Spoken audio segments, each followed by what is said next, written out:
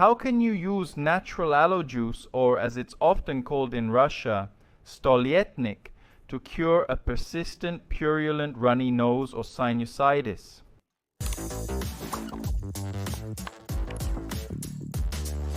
There is a very popular video on my channel about treating sinusitis on your own at home.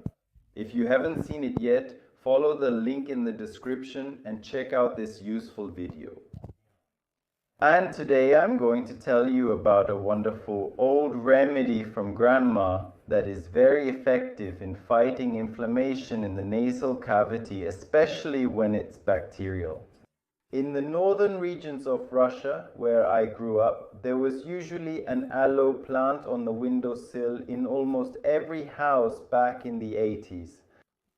Mostly because of the way it looks, it matches the scientific name aloe. The sap of these fleshy leaves contains a lot of beneficial substances as well as natural antiseptics. Most importantly, it has natural antiseptic and bactericidal properties, meaning it kills bacteria. In addition, the sap has a stimulating effect on the immune system. It encourages immune cells to come to the surface of the mucous membrane and provide their natural, healthy immune response. In addition, the sap contains beneficial vitamins, trace elements, and anti-inflammatory substances. How can you prepare medicinal drops? I recommend preparing this remedy right before use. With a sharp knife, carefully cut off half a centimeter or a centimeter of aloe leaf from a clean spot.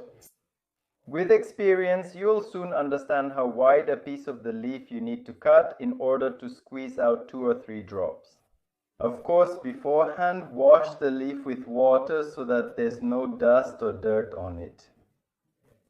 Squeeze the cut piece of the leaf, for example, between your fingers after washing your hands, of course, or you can use a garlic press.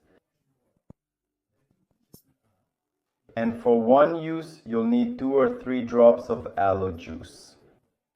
You squeeze it into a spoon, then add the same amount of clean drinking water and saline solution. You can mix all this in the spoon with the dropper, then draw it up into the dropper and put 2 or 3 drops into each nostril.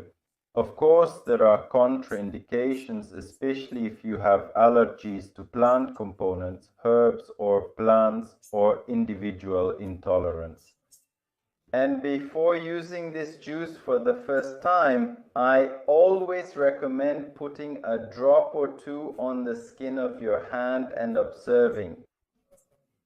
If there is absolutely no reaction within 5 minutes, no redness, no itching, then you can safely try to put this remedy in your nose. But if you experience any unwanted side effects after using it, such as severe burning, nasal congestion, sneezing, itching, or heavy watery discharge, then this remedy is not suitable for you. But what should normally happen? What should happen to your nose after using these drops? First, of course, it's best to clean your nose, and then you apply the drops to a clean nose. After a while, you might feel like there's mucus in your nose, like you have a runny nose, and you may have quite a lot of discharge after some time. For some people, this happens in 10 to 15 minutes. For others, in half an hour or an hour. The nose and sinuses may start to clear out, but the main effect is achieved within 2 to 3 days. You will see that the amount of mucus starts to decrease and the mucus changes from green and yellow to clear. The nose breathes better, there is less discharge. All of this indicates its effectiveness. We instill it 3 times a day for 3 to 7, sometimes up to 10 days. And remember, if the treatment doesn't help you, of course, you should consult an otorhinolaryngologist. Treat yourself properly and stay healthy. Yours, Dr. Dobrov.